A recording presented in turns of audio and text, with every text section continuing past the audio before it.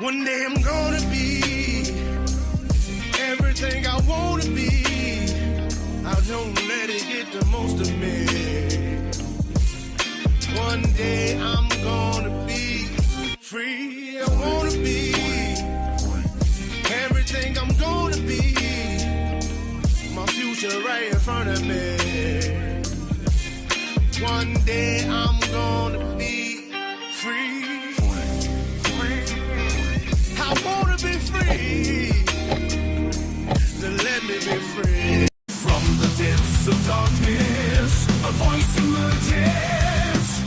A host with a fire burning in his soul. With a heart, steel, and a spirit unbroken. He rides on to his ready to claim his throne. Amidst the chaos and the thunderous roar, insane wheels rise as a force to be reckoned with. Fueled by the power that only metal can bestow, he takes his stand, refusing to submit. Insane wheels hear his battle cry. Metal and mayhem will never die. Rituals report he paves his way. Oh, legend in the making, day by day.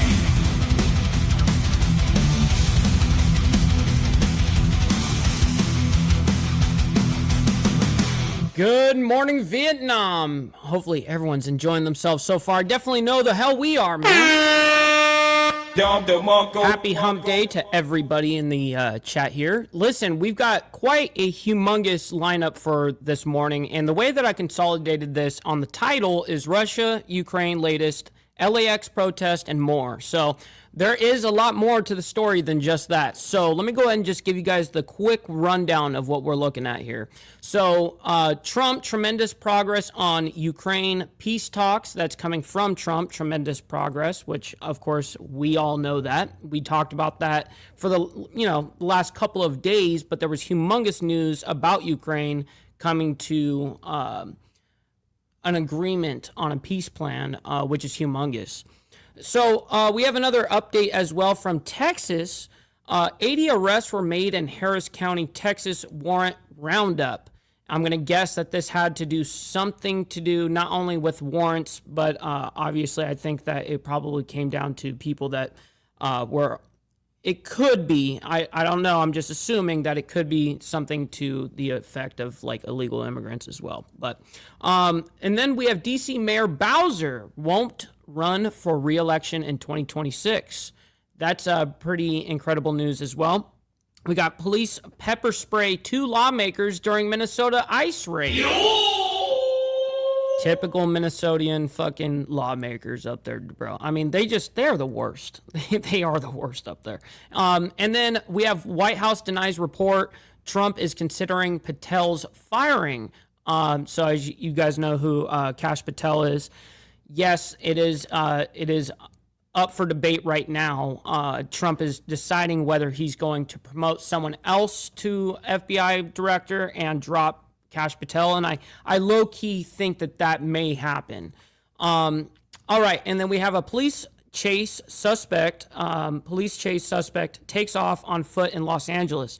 Now, you guys always know those are really entertaining to watch, so we're definitely going to be watching a little bit of that. And then Trump on Ukraine, peace plan, healthcare, Comey, China visit, and more. He has a lot. I guess Trump speaks out and has a lot of things he covers there. And then we have some bad news in Houston. Tornadoes hit Houston. NWS confirms Twister touchdowns, and not good. I mean, it uprooted like trees and shit. I mean, it was powerful.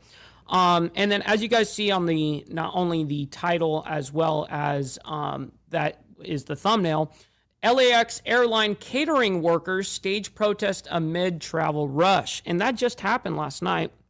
We're going to be talking about that, obviously. Now we're going to be talking about a little something that happened this morning as well. Just an hour ago, several dead after fire erupts at high-rise towers in Hong Kong.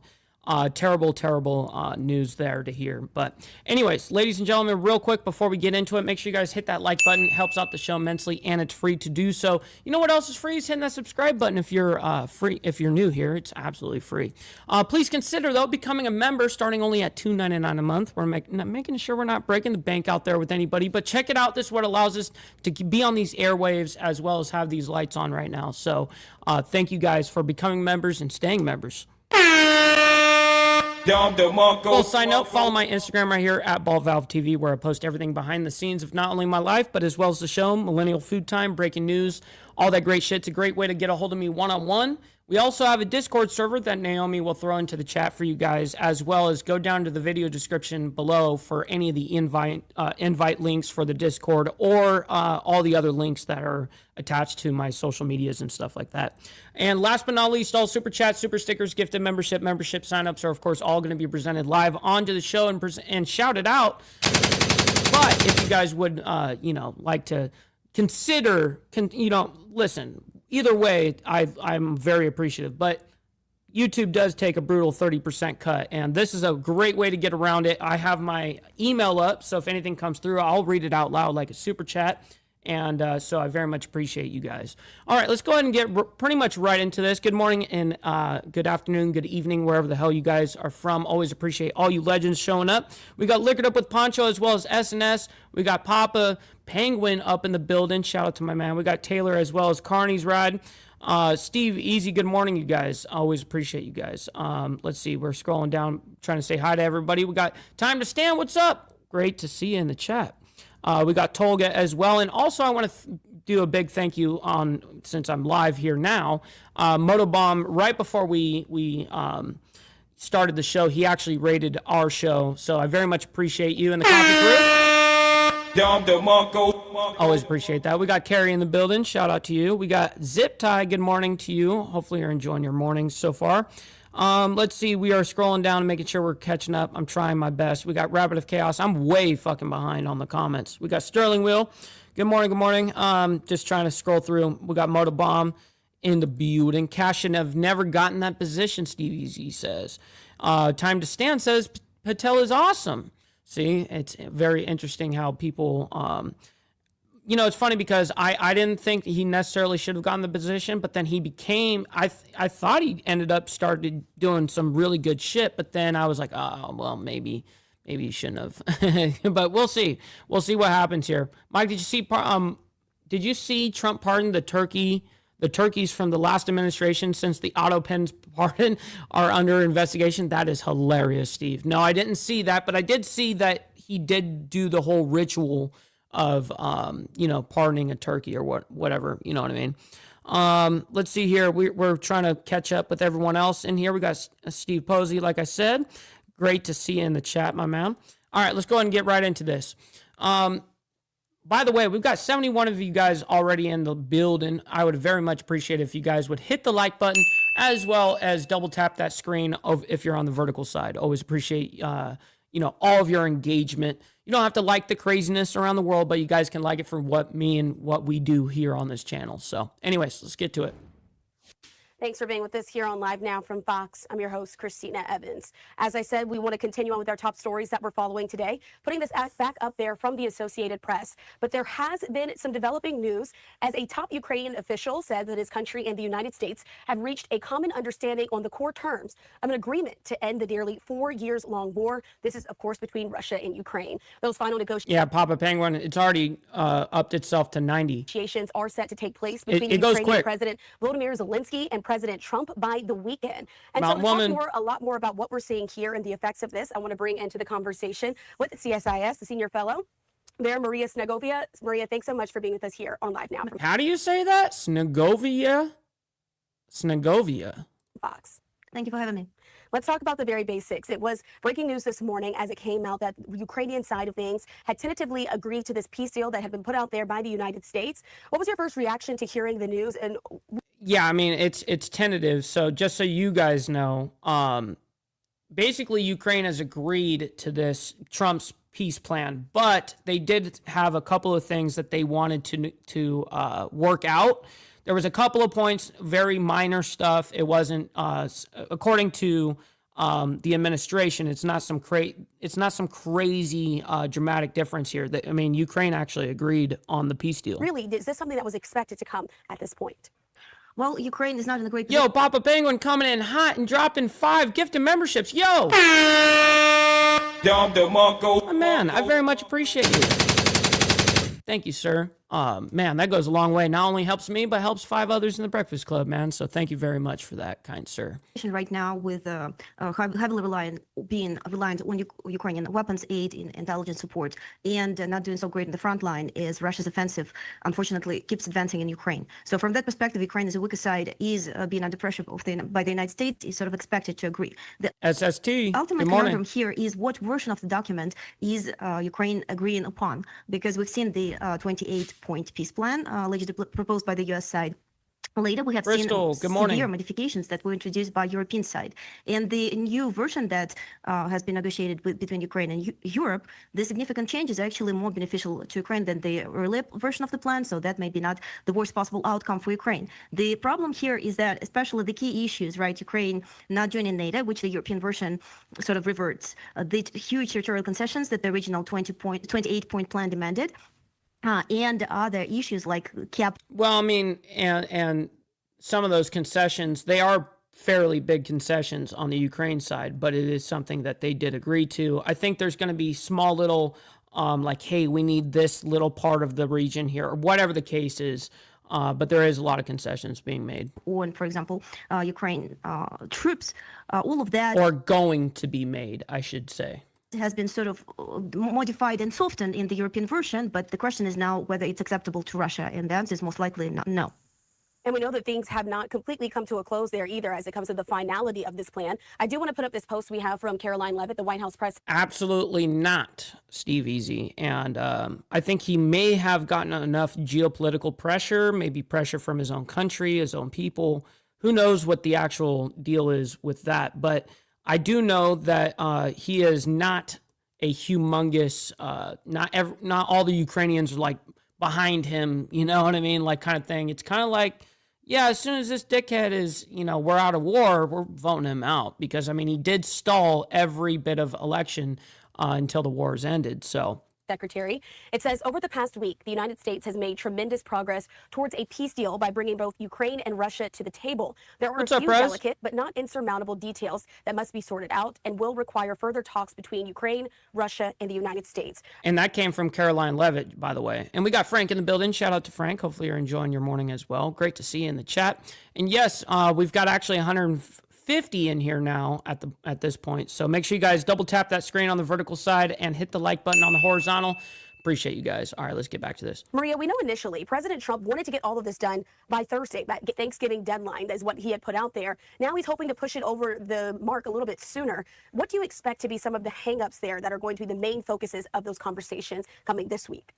Yeah, absolutely. The ambitious deadline proposed by U.S. President, I don't think is really possible, especially given that, as I said before, it's unlikely that the Russian side will be so agreeable. We've seen last night how that its horrible attacks on Ukraine are continuing as we speak, as we are negotiating. So Russia hasn't really shown a lot of flexibility. And by the way, just so you guys know, because everyone's saying, hope you guys all have a great Thanksgiving. By the way, we're going to be live tomorrow morning still. We're still going to do our morning show and do what we do here, but I know that a lot of you guys can't make it because it's the holiday, so totally understand. By the way, if you guys can't make it, always appreciate your guys' engagement in the chat. Here. The key issues pertain to, first of all, territorial provisions. Russia wants the rest of Donetsk region, about 25% of the territory that it's not controlling at the moment, and Ukraine. And Brian, that is a very possibility right there. I mean, that is possible, absolutely, and it still absolutely could happen. Understandably, is not eager to give up its own territory, opening potentially further opportunities for Russia to advance deeper into Ukraine. There is a NATO membership issue because Russia wants Ukraine to forever renounce NATO in its constitution. Ukraine doesn't want to do that, and a lot of the Ukraine struggle right now and the exploration is based. Ukraine needs to fucking get out of the mindset of joining NATO. They need to get out of that. I mean, that shit is bullshit. One possibility of future joining NATO. Military limits. Russia has very severe caps on weaponry at Ukraine's disposal and the troops. That is obviously Ukraine it doesn't want to give it up because there's threat of Russia's future aggression very much present. What's up, Tiffany? Good morning. And of course, the security guarantees. That is the issue that has to do about the future. What is the guarantees that the West is able to offer to Ukraine against future Russian attacks? There's a lot of debate about that.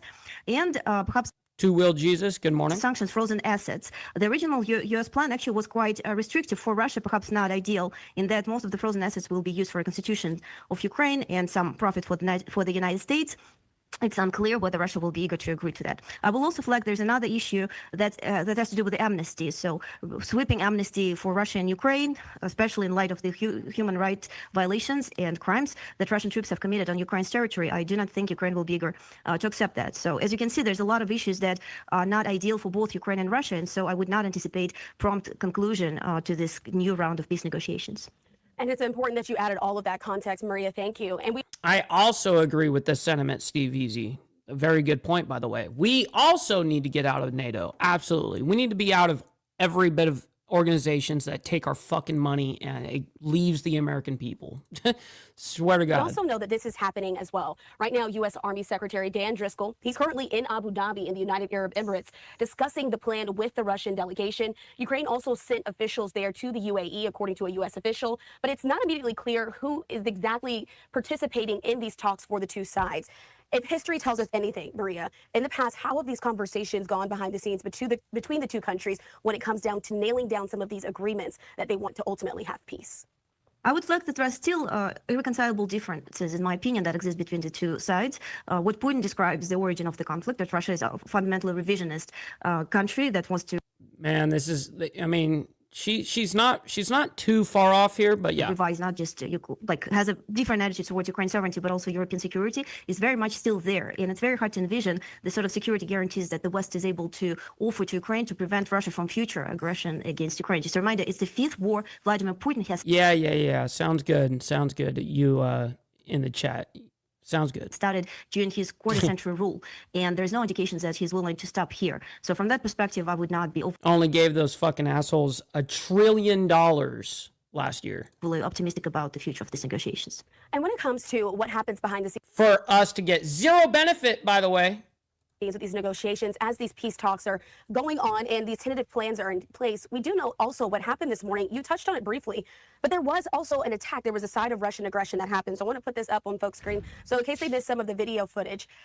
But again, several people were killed in this attack. We heard about it there from Volodymyr Zelensky a bit earlier today. Is this likely to continue on while there is nothing firm in place? Unfortunately, yes. And if anything, Russian attacks of Ukraine has scaled up significantly in the last months. Russia is pushing forward in its current... You know, Steve Posey, that is a great point, homie. You're making a good, valid argument here. I hear you.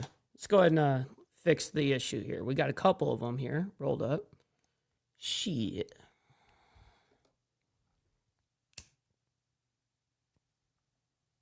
Denied. By the way, for you ladies and gentlemen, since we're on a pause here, why not? Don't beat yourself up over past mistakes. You are going to fuck up again in the future, quite possibly in a most spectacular fashion. Why worry about yesterday's fuck-ups when you have tomorrow's fuck-ups to look forward to? You are a fuck-up, and fucking up is part of your growth process. Embrace the process. Facts. Oh my God! All right, back to this. Offensive on the ground, it's intensifying its attacks. It's significantly scaled up production of drones and missiles, which allows it to, unfortunately create even more destructions for Ukraine. It also very heavily damaging Ukraine's energy infrastructure. So the idea is to basically What's up, Chris Lestrange in the building? Shout out to my man. Hopefully you're enjoying your, for you over there in South Africa, it's in the afternoon right now. So hopefully you're enjoying your afternoon. Always appreciate you. And by the way, I hate these assholes that come up here. I mean, they're fucking straight up retarded, asking me stupid ass questions like this.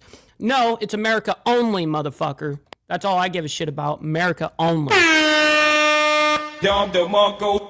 Fuck Russia and fuck Ukraine. How about that? goes to Ukraine to the maximum extent possible in order to force Ukraine to make maximalist concessions. Well, hopefully with the assistance of the Western allies, Ukraine will be standing its ground and continue essentially to push forward those options that are more favorable for it and defend it against future Russia's aggression. And then we have the post there on the screen from Volodymyr Zelensky talking about it. He says the Russians launched 22 missiles of various types, including aeroballistic ones and more than 460 drones, most of them Russian-Iranian formed there as well. Shaheds, that's what they're called. So this is no... What's up, brother TVT? And yes, very interesting right here. So right now in Kyiv, our first responders are working at the sites of Russian strikes. As you guys know, they're 2 hours before the peace deal was agreed upon, there was a big strike that had happened, multiple strikes, I mean, from missiles and from their Shaheds, which are the Iranian drone that is made and sold or essentially given from Iran to Daddy Putin, who runs the entire axis of resistance, essentially. But anyways, the Russians launched 22 missiles of various types, including aeroballistic ones, and more than 460 drones, most of them Iranian Shaheds. Now, as you guys know, we actually read this tweet yesterday. They're reiterating it, so I will too. That those 4 types of drones have crossed into the airspace of their neighbors as well, Moldova and Romania. It is, Papa. With the exact overflight times confirmed. I have to ask you, because there is a European element to all of this. Of course, you mentioned it briefly a bit earlier. The Europeans had their own plan for peace, but he talked about now these drones have entering other European nations, the airspace of there. How does that all affect it in this conflict as it's trying to come to a close? Well, shit. I mean, we all kind of understand where those are questions that we're already going to know about. All right, so let's go ahead and move on, though, because we have a humongous morning. We have a lot to get through this morning, as you guys know, that I read off all the stories that we're going to be covering this morning at the top. But nonetheless, 80 arrests made in Harris County, Texas warrant roundup. Let's go ahead and bring this up, and we'll go ahead and talk about it a little bit here and figure out what the fuck is going on. All right.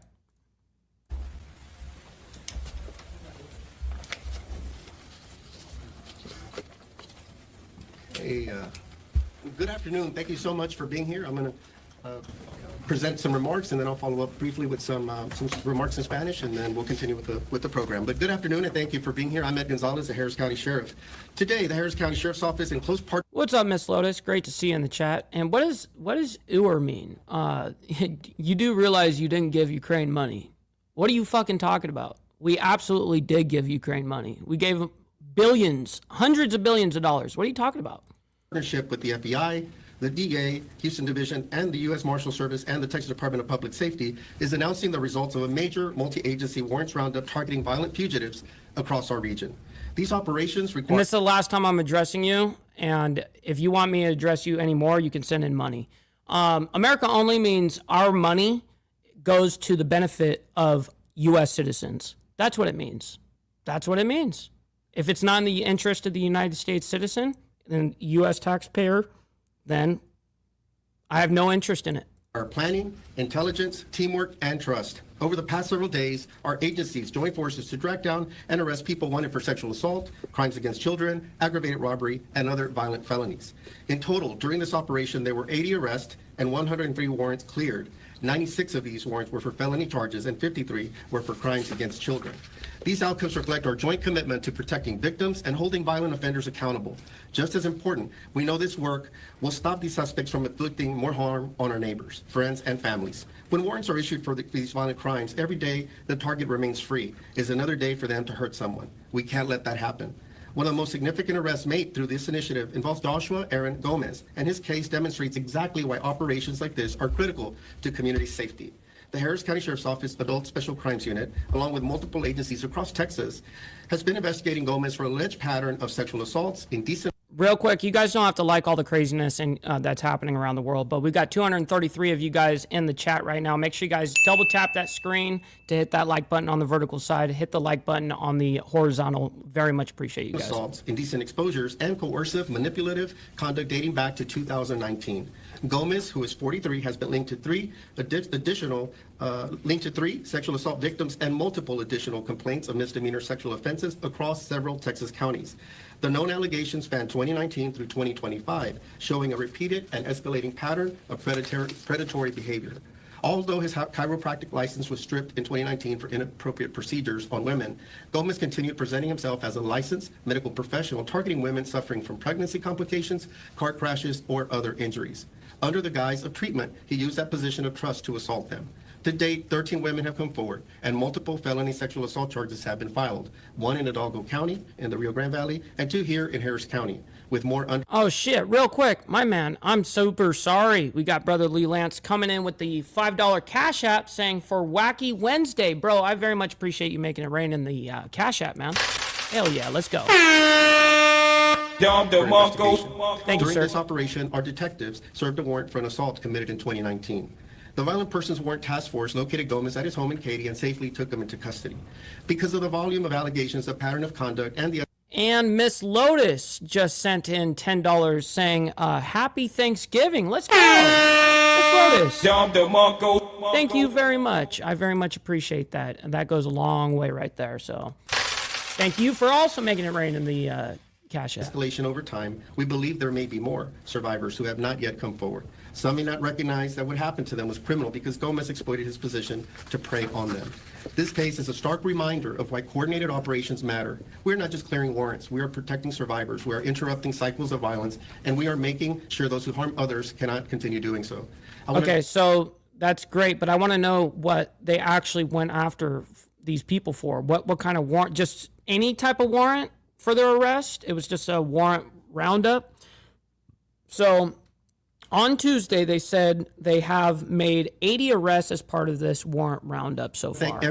Now, I'm not going to go ahead and listen to this guy thank every agency that's involved in this. So we're going to skip ahead, see if we can get anything out of it. If we can't, then we're going to move right on into D.C. Mayor Bowser won't be running for re-election in 2026. Of the U.S. Marshal Service and the Texas Department of Public Safety. But ultimately, what was sent out is that the Harris County Sheriff's Office, alongside those federal and state partners, are talking about the results of that multi-agency warrants roundup targeting violent fugitives. The initiative focused on individuals who were wanted for aggravated robbery, sexual assault, crimes against children, and other violent felony offenses. This coordinated effort, they said, did aim to remove dangerous individuals from the community and highlight the ongoing collaboration between the Harris County Sheriff's Office and its law enforcement partners to protect victims and ultimately strengthen public safety.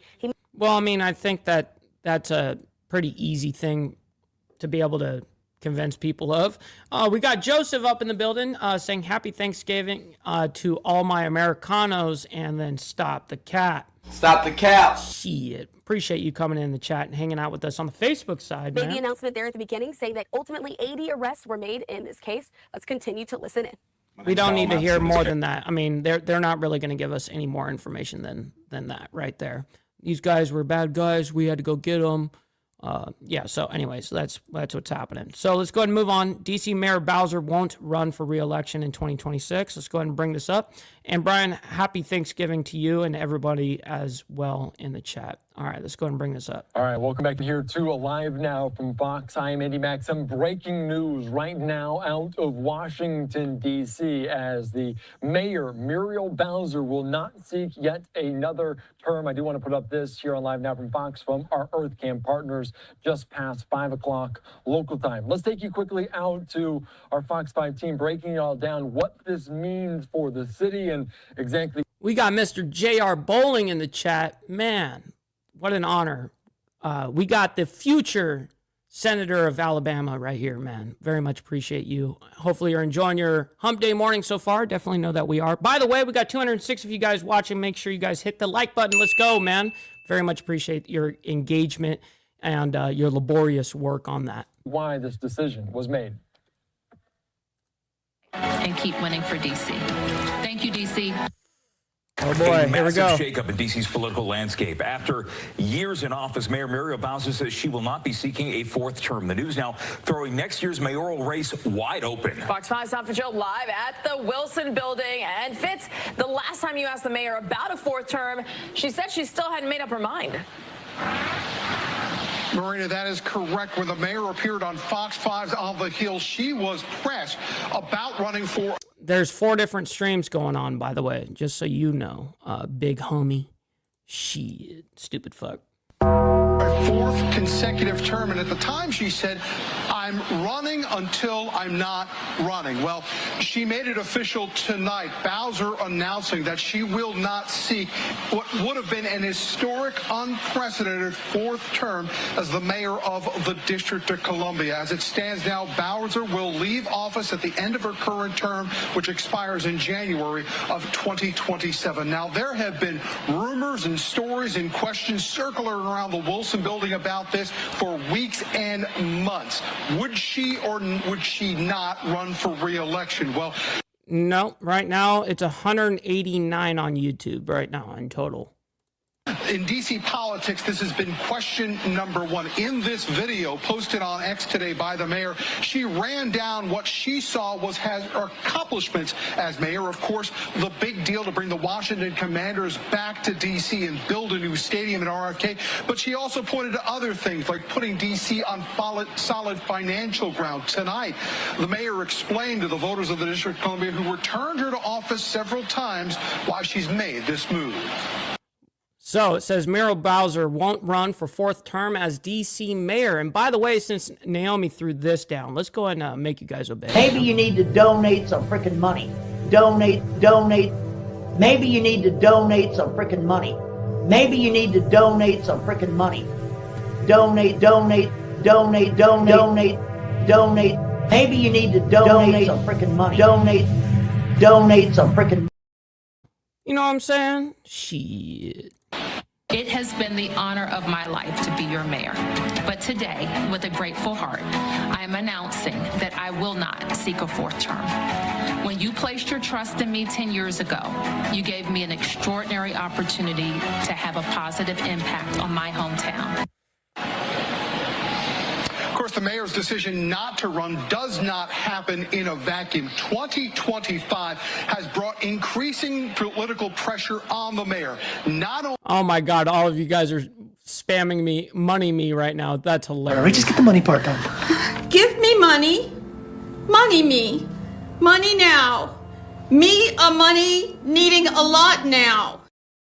That shit is hilarious. Denied. Only from Republicans who control the Congress, who have been upending local D.C. laws, but also from the White House. Remember President Trump declaring that crime emergency in August and then mandating a slew of changes throughout the district. Residents as well have criticized the mayor of late for cooperating, some say too much, with the administration, as she also faced backlash over policies that led to that crime spike in 2023. Just moments ago, D.C. Council Chair Phil Mendelson reacted to this big political news. I would say my reaction is grateful and sympathetic. So grateful because of 12 years of service as mayor, sympathetic in that she spoke of some of the stresses, and I've certainly seen that. Okay, so all right, so I think that we get the point here. I think we get the point. About this, Muriel Bowser, the mayor, will not seek yet another term. It'll be interesting what candidates come forward, which candidate ultimately gets that seat. What's up, Hardwire? Good morning, kind sir. As Muriel Bowser has been so cooperative, agreeable with the president in that crime crackdown in our nation's capital. We'll see if the next mayor has a same kind of viewpoint on all of this. We're hearing now on social media also from the mayor about this breaking news, saying, quote, it has been the honor of a lifetime to be your mayor. My full letter to the community, as she says, for 10 years, you and I have worked together on an ambitious agenda to restore faith in our government, ensure that every D.C. resident gets their fair shot they deserve. She says, she goes on. No, isn't it 877 cash now? That's what it is. 877 cash now. I've had immense privilege of working alongside all of you, the residents of D.C. Every day I gain strength from witnessing your hard work, your ingenuity, and your pride in this city. You are the very heartbeat of this place we call home. I do want to take you out to her statement on social media here on Live Now from Fox as she made it just a little bit ago. All right. That's enough of this. You and I have worked together on an ambitious agenda to restore faith in our government. Oh, boy. And ensure that every D.C. resident gets the fair shot they deserve. To keep that promise, we took big swings, keeping DC teams in DC, raising enrollment and graduation rates in our schools, and investing more money in housing than any other city or state, creating 36,000 homes. We delivered on big projects like McMillan and St. Elizabeth's and invested nearly $1 billion in Ward 8, including the brand new full-service Cedar Hill Regional Medical Center. We drove unemployment to its lowest levels. Hey, big homie, I very much appreciate that, kind sir. Thank you. I very much appreciate that. Welcome in, and hopefully you enjoy your stay. We do this Monday through Friday, reporting the world news, geopolitics, U.S. politics, breaking news, all that great shit.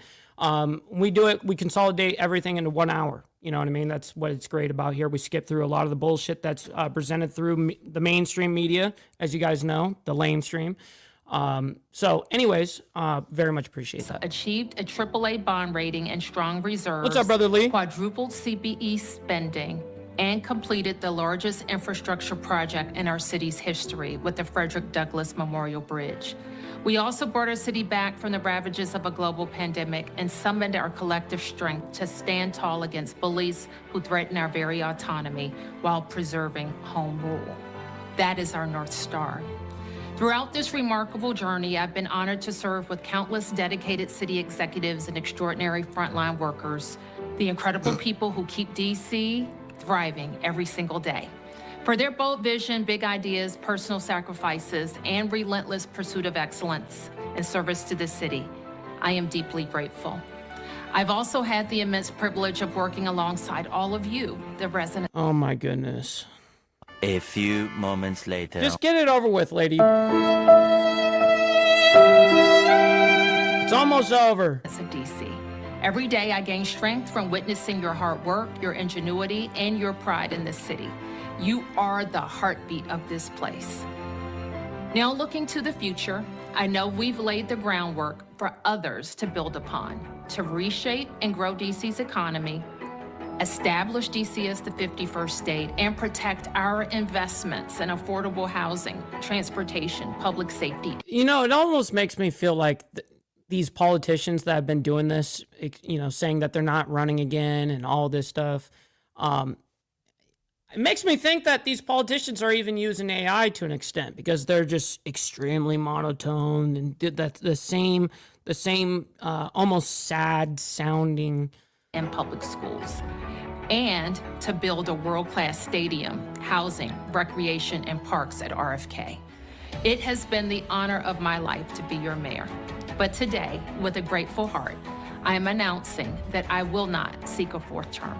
Okay, sounds good. Please be over with it. You placed your trust in me 10 years ago. You gave me an extraordinary opportunity to have a positive impact on my hometown. Every day since, I've cherished the opportunity and have happily... Beautiful, Bill. It's hard. I know. It's giving me emotional damage, actually. Emotional damage! Given all my passion and energy to the job that I love. Together, you and I have built a legacy of success of which I'm intensely proud. And for the next 12 months, let's run through the tape and keep winning for DC. Thank you, DC. All right, rough. Why are you gay? Okay, let's go ahead and move on. Police pepper spray 2 lawmakers during Minnesota ICE raid. What is it? What is going on with these people? These, especially up there in the north. You guys are wild up there, especially Minnesota. Guys just fighting the wrong fight up there. But anyways, police pepper spray 2 lawmakers during Minnesota ICE raid. Let's check out what's happening. All right, so we're still following this closely here on Live Now from Fox as we're diving into the latest as chaos erupted there in St. Paul as federal police operation involving ICE attracted a large group of protesters. Not exactly clear what prompted the action, but several people suffered injuries. At least one individual was arrested. Let's take you live there on the ground in the Twin Cities by Fox 9's Corin Hoggard. Corin, thank you so much for joining us. What can you tell us about what happened today? Yeah, Andy, a lot of the details are still unclear. We do know that most of it happened right behind me, right here in the Payne-Phelan neighborhood of St. Paul. There were hundreds of protesters and dozens, if not hundreds, of police officers. You know what's scary about that, Crystal? Is I had it, I think, on 1.25 times speed. It was actually sped up, and that's how slow she was talking still. officers out here. It started as a federal operation. We know Homeland Security was out here, ICE was out here, the federal marshals were out here. Do not know who was leading the operation or what they were targeting here at all. But at some point, St. Paul police officers got a report that there were rocks being thrown at the federal officers. And so St. Paul officers descended on this place. And that's where the main chaos really erupted. We had St. Paul police officers all seemed like they were armed with pepper spray, and they were using it pretty liberally. You know, they did say that there were rocks thrown at some of the agents. They did say that some of the St. Paul police officers were being approached aggressively by some of these protesters out here. I will say, though, at least one of the people who I saw who had gotten pelted by non-lethal projectiles and hit with pepper spray was a journalist from the local NPR radio station. Also, two of the people who got pepper sprayed are state representatives who represent the St. Paul area, and they told me that they were right up to a line where police had established a perimeter where some of the federal agents were talking to someone who was involved in the operation somehow, and somebody had a foot up against the line, and instead of asking them to back up, they said the St. Paul police officers...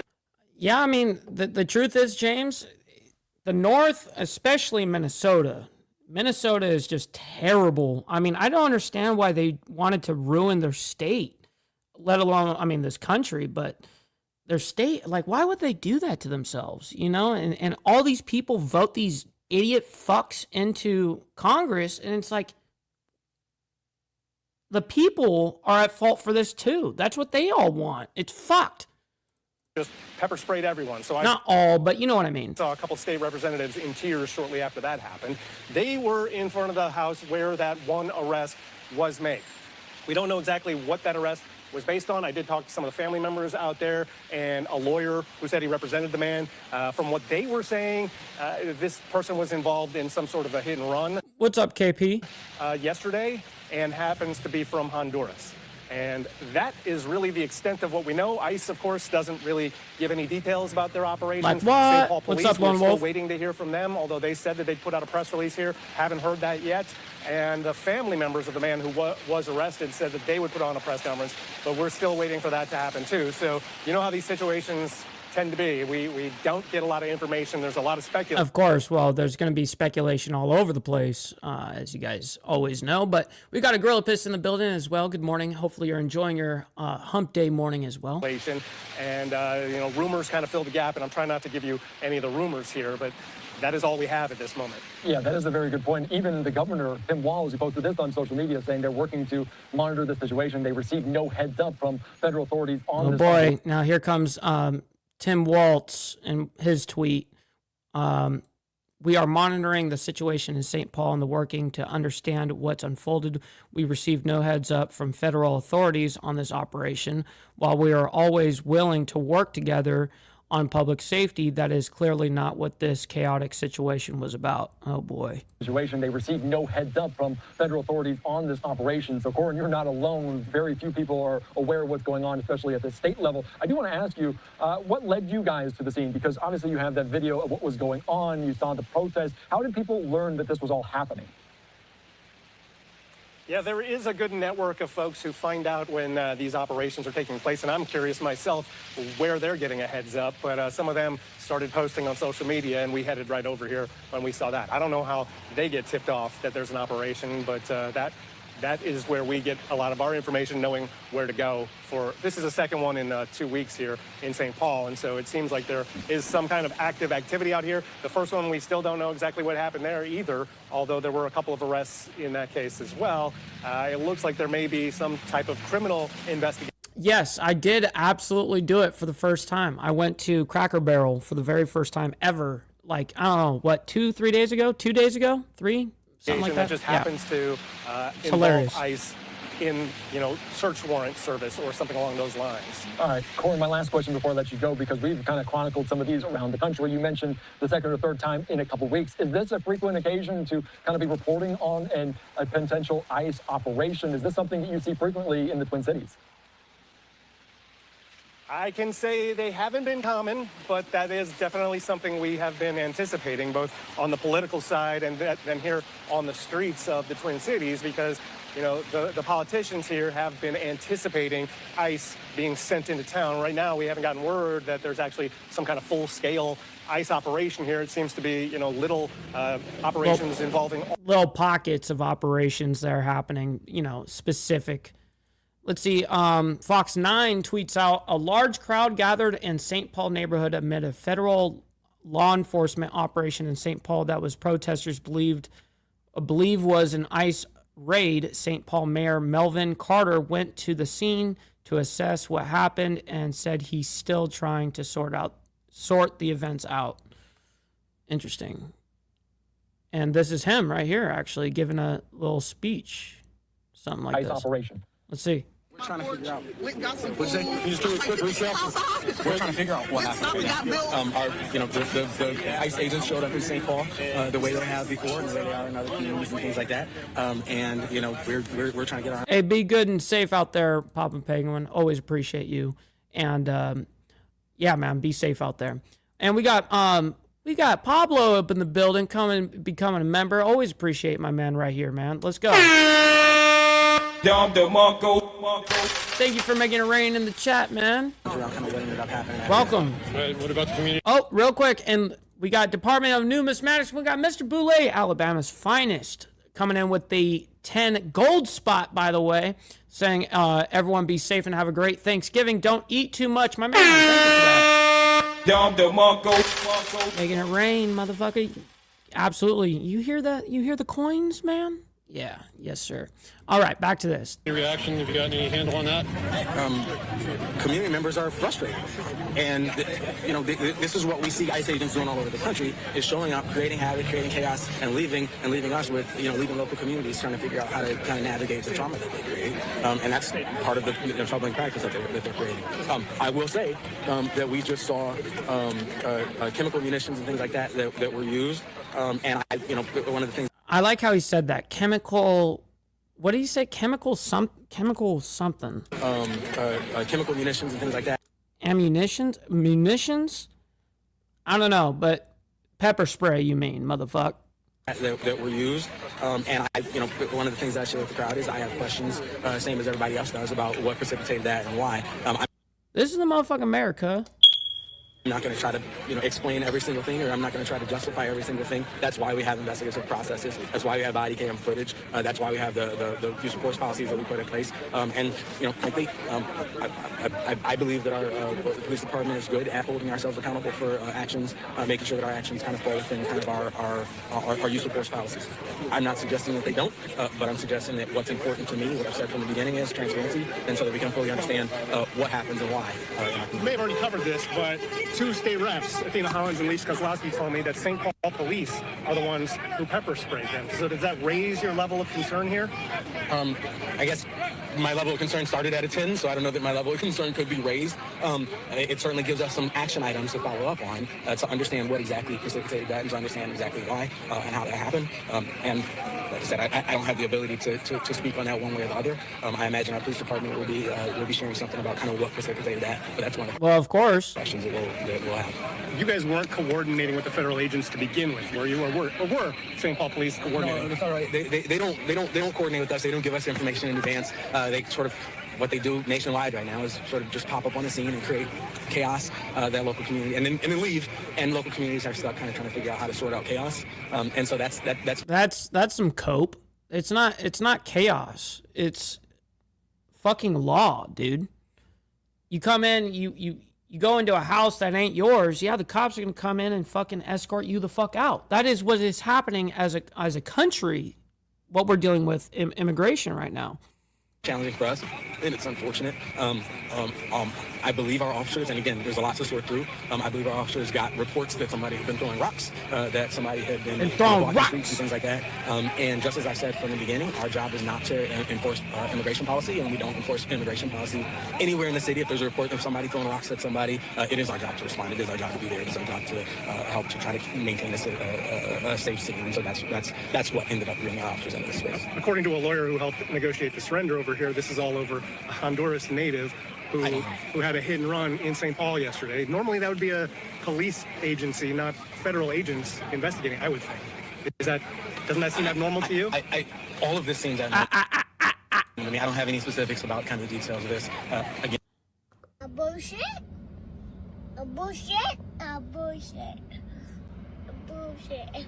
Shit. Oh shit! Oh shit! All right, we're moving on. White House denies report Trump is considering Patel's firing. Let's go ahead and bring this up, and we'll go ahead and talk about this very shortly. So it's a very quick segment right here, because we still got to get to this police chase that happened on foot in Los Angeles, then Trump on Ukraine peace plan, healthcare, Comey, China visit, and more. We got tornadoes to get to.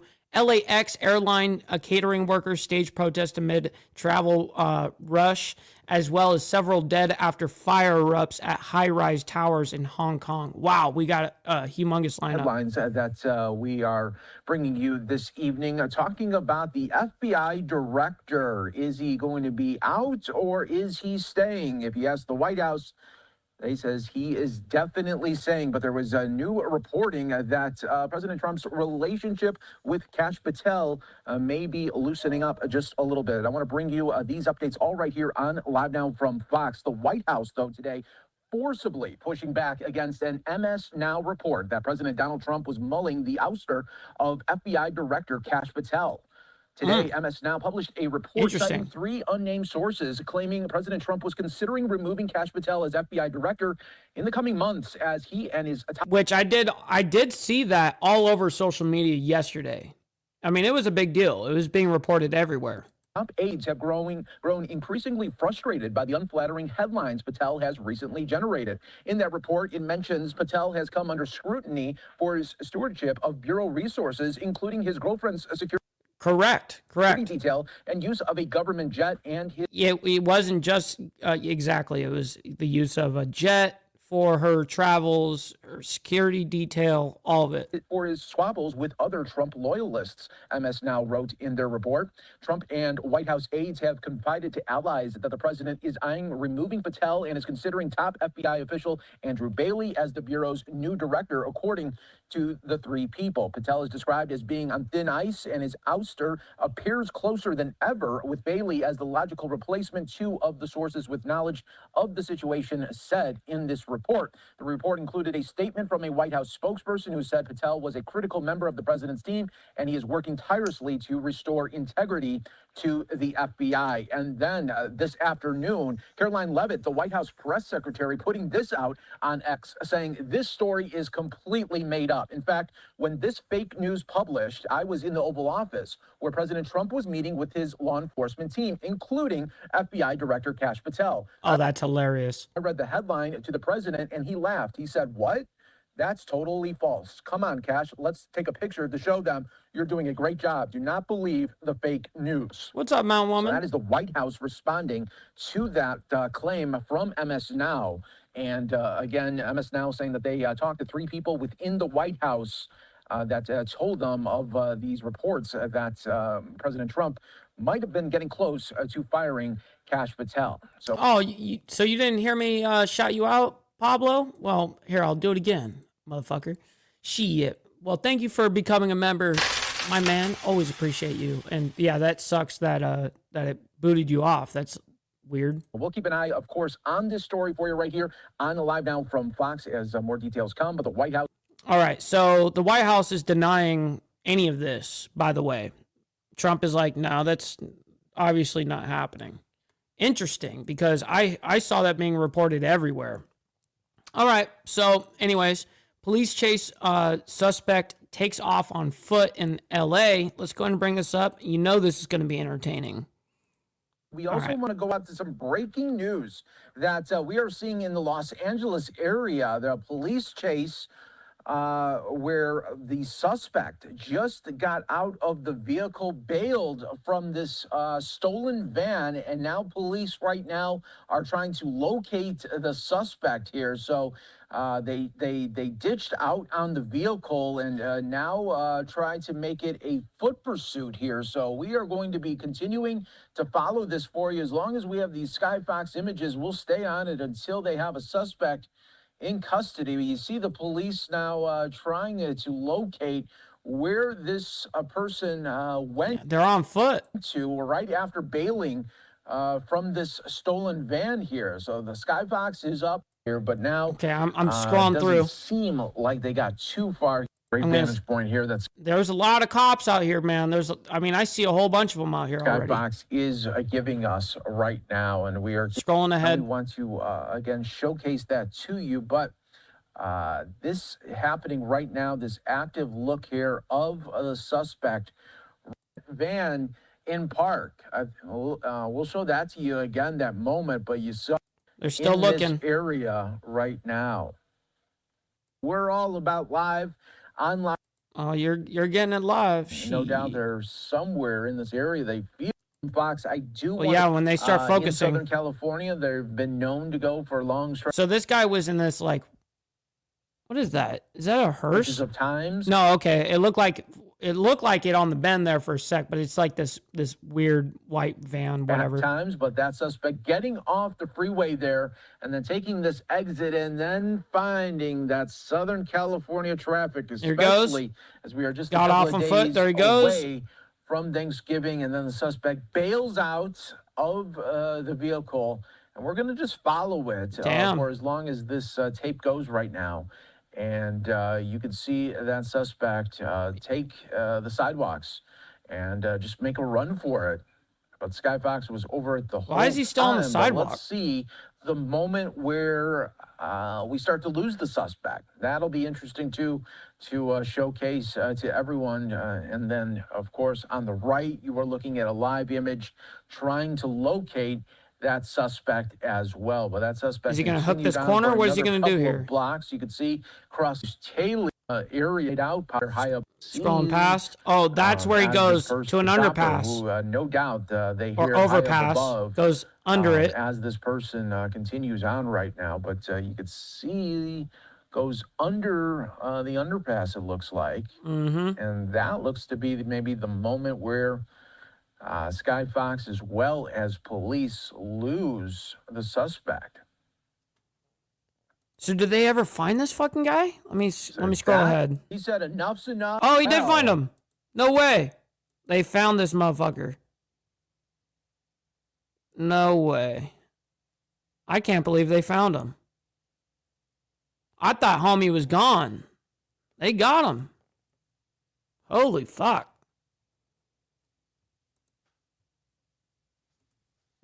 Sky Fox has found the individual here that you can see that suspect. It was at that moment. On their knees with the hands behind the back. Denied. Great job by law enforcement. Sky Fox able to find it as well. What's up, Fredo? Good morning to you. Great to see you in the chat. Happy hump day to you. And suspect there on his knees right there with his arms behind his head. And giving up right now. So he said enough's enough. The chase is over. I did hear about that guy, the vice president.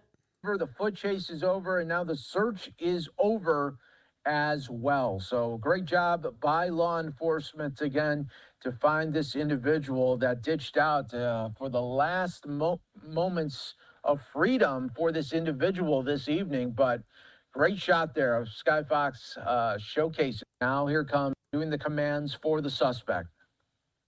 Man, they really were on him. Look at that. They're doing the whole line and everything. Listening to the demands of the officers. But we brought it again to you all right here on Live Now from Fox as it was happening. And right there, suspect now under arrest there. So great job by law enforcement able to. All right. I can't believe they located his ass. All right. Trump on Ukraine, peace plan, healthcare, Comey, China visit as well. Let's go ahead and bring that up, and we'll discuss it real quick. And welcome back to Live Now from Fox. I'm your host, Mike Page, continuing to bring you some of the day's biggest top stories and headlines. A little bit earlier, we were showcasing some audio version of President Trump speaking to reporters above the sky on Air Force One a little bit ago, but now we are getting the actual video of the exchange there with President Trump and the reporters. So let's listen in right now on Live Now. Mr. President, on Air Force One. How are you? Hi, how are you? Hi. What would you like to They have better audio this time. know today? Yes, start off by telling us the latest with Russia and Ukraine? Are you expecting Zelensky to come visit you? We're having good, I don't know, he would like to come, but I think we should get a deal done first. We're having good talks. We started with Russia. We're having some talks with Russia. Ukraine is doing well. I think they're pretty happy about it. They'd like to see it end.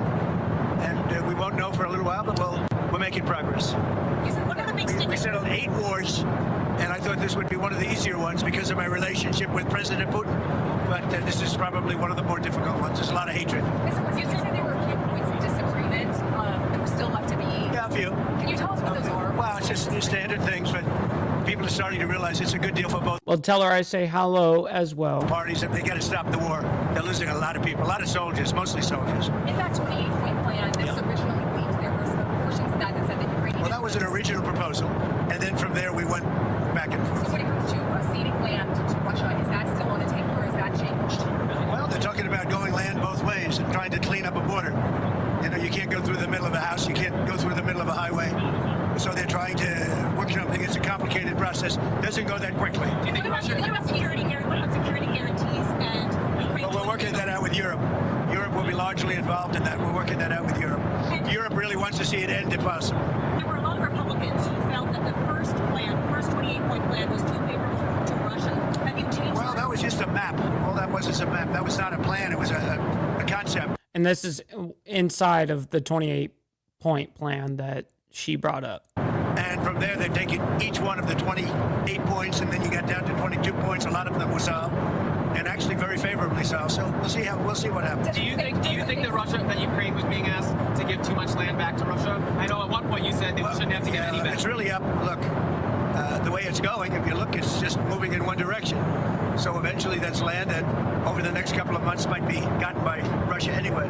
So do you want to fight and lose another 50, 60,000 people? Or do you want to do something now? In some cases, the land is going in the other direction. So they're negotiating. They're trying to get it done.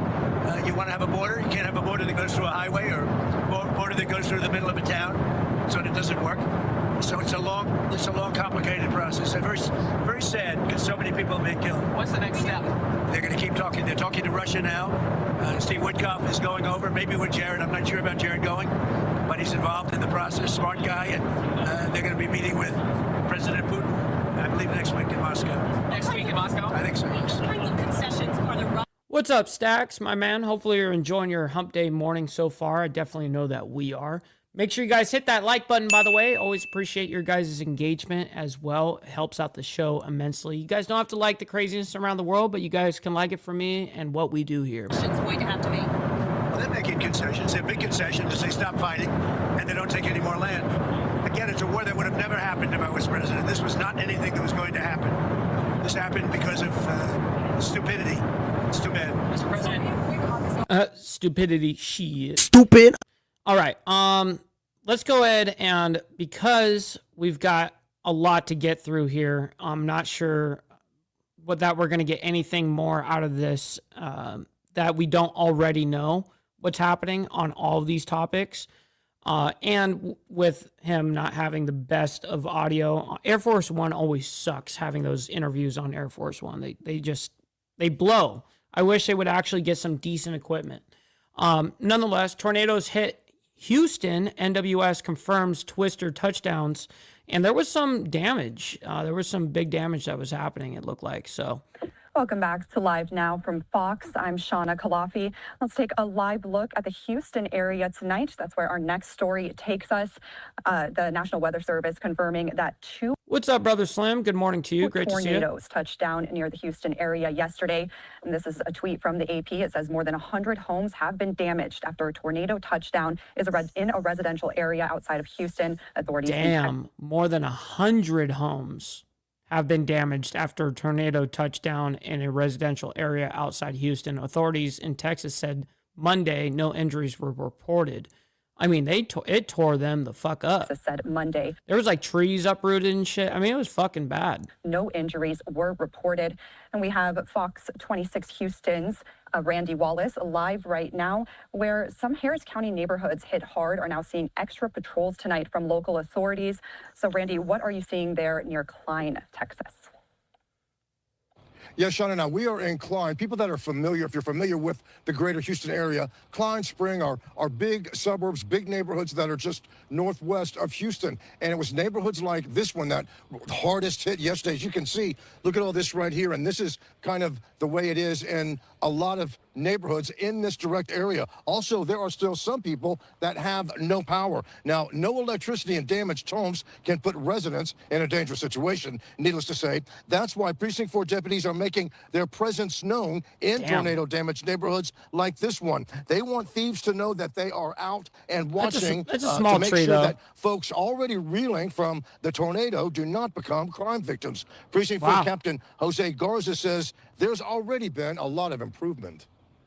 From yesterday, where I would say the affected area had zero power, What's up, Crystal? Good morning to you. Estimating about 80% of the neighborhood probably has power again. What's behind me that has power did not have power hours ago. So I have already seen an improvement. There was a lot of areas we couldn't even drive in. We literally had to walk door to door to check on people. Now, I believe about 90% or 95% of the neighborhood is drivable. And like I said, and we are still removing debris off the roads, but we are coming back to a sense of normalcy as emergency services for power, water, gas, roads, that's all coming back, and we are making a tremendous progress. Now, Captain Garza says these extra patrols will remain in place as long as they're needed. See, what if they had this kind of microphone right here to use, like this? You can tell this is a good condenser microphone. Why don't they have something like this in Air Force One? You know, they're using some shitty $100 mic. Man, come on. It's not to think that there are folks that live out here that 2 days away from Thanksgiving and they've got damaged homes, but the miraculous thing was there's been no reported injuries through this whole situation with the tornadoes. Shauna, back to you. Yeah, definitely, Randy. Sad to see so many homes damaged, but like you said, very happy news that no injuries were reported. Thank you so much for that report. Yeah, I mean, it's good to hear that there wasn't like death involved. Thank God for that. Now, here are some of the images here. You guys can actually see a fairly decent sized tree here. Yeah, I mean, it was totally uprooted. Crashed onto a car, of course, the neighbor's car or whatever, in the driveway. Yeah, it doesn't look good. Yeah, that sucks. That totally sucks. Anyways, we're going to move on. LAX airline catering workers stage protest amid travel rush. Let's go ahead and bring this up, and we'll go ahead and get right to it. Welcome back into Live Now from Fox. I'm Shauna Kalafi. Oh, real quick before we do, because it's so good. Don't beat yourself up over past mistakes. You are going to fuck up again in the future, quite possibly in a most spectacular fashion. Why worry about yesterday's fuck-ups when you have tomorrow's fuck-ups to look forward to? You are a fuck-up, and fucking up is part of your growth process. Embrace the process.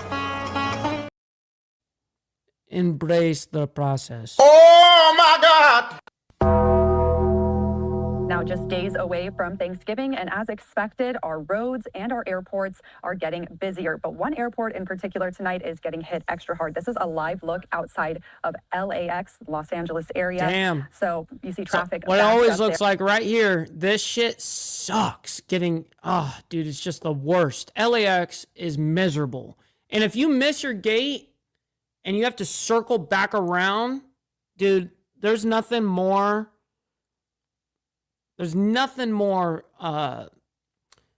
something that can cause violence in me than shit like that.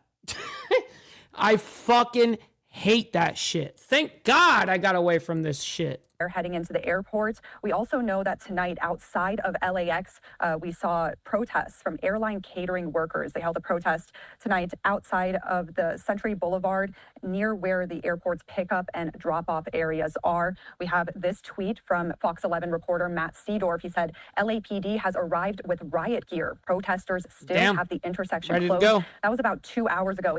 And by the way, Warland, I used to fly in and out of SeaTac for work for a long while, actually. It was like maybe a year spread that I did that.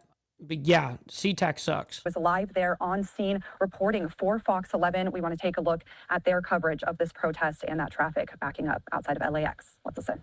Across SoCal, this is LA Live News Tonight on Fox 11. Dude, there is absolutely nothing in LA that I miss other than my family. I have my daughter in California, obviously. And then my friends, you know, stuff like that. Other than that, no, don't give a fuck about it. Nowadays, hundreds of airline catering workers outside LAX. They're protesting unsafe working conditions and wage violations.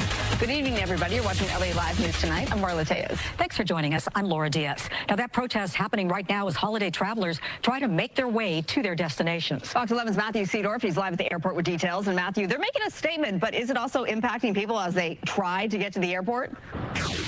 Yeah, they definitely made a statement. That protest wrapped up about an hour ago, but the road has since reopened, but definitely caused a traffic mess, and a lot of people voicing their frustrations tonight, this main artery into LAX. But if you go ahead and take a look, Elliot will show you, this is your, I think, typical... Wow, here's the protest right here. Holiday traffic. This is, again, one of the busiest travel nights of the year, going into one of the busiest airports in the world. Just 2 days before Thanksgiving, you can see traffic is now flowing. But take a look at this video. This is just about an hour and a half ago as protesters shut down this intersection at Century Boulevard near Avion. Just a major mess. This is a huge road, important road into LAX, closed by protesters, again, less than 2 days. Damn, they actually shut down the roads, dude. That's fucked. Shutting down the road... I wouldn't advise that. I wouldn't do that. You guys should protest, yes, but cutting off traffic, bro? Why? These people are just trying to fucking pick up their grandma for Thanksgiving. You know what I mean? From the airport. Give me a break. For Thanksgiving, these protesters are airline catering group workers from the Flying Food Group and Unite Here Local 11. Just do it out front of LAX. Just do it out front. Just stand there and pick it. Do your circles and all that shit over there. Why do you have to shut down the roads? Demanding a new contract, alleging unsafe working conditions, broken equipment, and unfair pay. Again, this caused a huge traffic mess and frustrations to boil over in some spots. Police showed up in riot gear and opened it all around 6:30. One of the busiest travel days of the year. Honestly, people don't care about people who make the food and put it on the planes. And so we want to make a statement. Think about that. Dude, if it's a good protest, it's a good cause, go for it, man. I don't care. What do you think about this? Well, we just landed from Chicago, and we got to the stoplight. We were just commenting how it was a smooth ride, easy to get home, and now this. So I don't know what's going on, some sort of strike, obviously, but just want to get home. Yeah, no kidding. So that family forced to walk about a half. You're not getting the best of people when they're traveling, by the way. You don't get the best. Actually, human beings become, they become pieces of shit, especially when they travel. Especially, what's the first thing a motherfucker does when you want to fly? I don't care if it's 4 a.m, or actually you'd have to be 6 a.m. or whatever for most places, right? I think it's like that everywhere. But anyways, 6 a.m, first thing, I'm getting me a Jack and Coke, motherfucker. I'm getting hammered. Fuck it. You know what I mean? Yeah, you're not getting the best of people. All right, several dead after fire erupts at high-rise towers in Hong Kong. This will be our final story for the morning. We have the Diamond Effect tonight at 7 p.m. Central Standard Time, 8 p.m. Eastern. That's going to be a great time with Archbishop, Aaron, and myself. Anyways, so stick around as well after this final story. We're going to be rating you guys off to a buddy of ours. I haven't found out who's live yet, but we're going to obviously set that up. So we have some breaking news to report at this time, as at least 13 people were killed after a fire ripped through several high-rise residential buildings in Hong Kong. We have live images coming into our studio right now. Take a look at this. The firefighters, they're still working to put out those flames. Damn, they have been burning sucks. for hours now. The Associated Press saying this, that 9 people were declared dead at the scene. 4 others were sent to the hospital and then later confirmed dead. At least 15 others were injured, and around 700 people have been evacuated to temporary shelters. The raging fire sent up a column of flames and thick smoke as it spread quickly on bamboo scaffolding, and construction netting that had been set up around the exterior of the housing complex in this district. Records show the housing complex consisted of 8 blocks with almost 2,000 apartments housing about 4,800 people.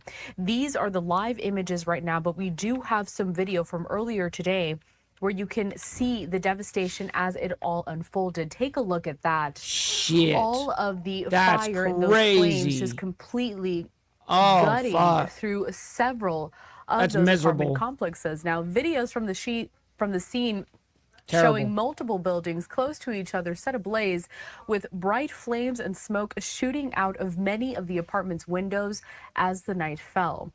Authorities said hundreds of firefighters, police officers, and paramedics were deployed, and video showed firefighters aiming water at the intense flames from high up on ladder trucks.